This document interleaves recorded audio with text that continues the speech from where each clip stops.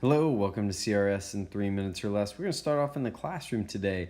The Spanish classes are having races to conjugate verbs. You know, conjugate like seen, saw, that sort of stuff. Come on!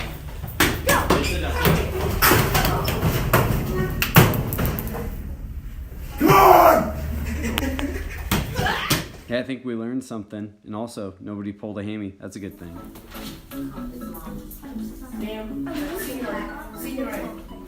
Here we've got a little Quizlet game also from the Spanish classroom. It's amazing to me. You let them compete just a little bit and they start going at it like the ancient Aztecs. And as if Captain Kirk fighting Spock weren't strange enough, just like to point out some of the other oddities we see, like a student walking around with a balloon attached to their shoe, or some random shots of the FNC bank trip from last week, or Mrs. Heichman doing what Mrs. Heichman does.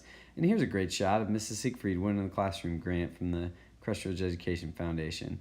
And here, well, we have small beetle larvae, which did lead to one of the more interesting conversations I heard this last week. Literally so bad at this, I'm never gonna be a parent. Like, if this is seriously what I have to deal with, I'm never being Well, a parent. I hope you don't.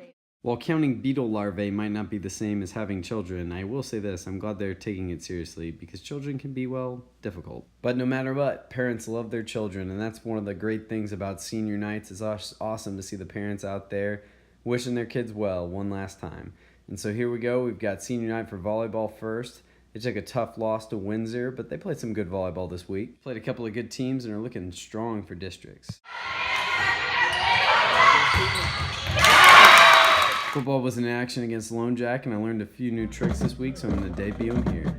Maybe split screen will finally give me some recognition from the academy. Here we got a great touchdown run, and we got the music to go along with it. It ended up being a 50-7 victory there against Lone Jack, but no matter what, it would have been a great senior night, and it was memorable, if nothing else, for this great memory to Connor Shippey before the game. And football players weren't the only ones out there. Don't forget about the cheerleaders now.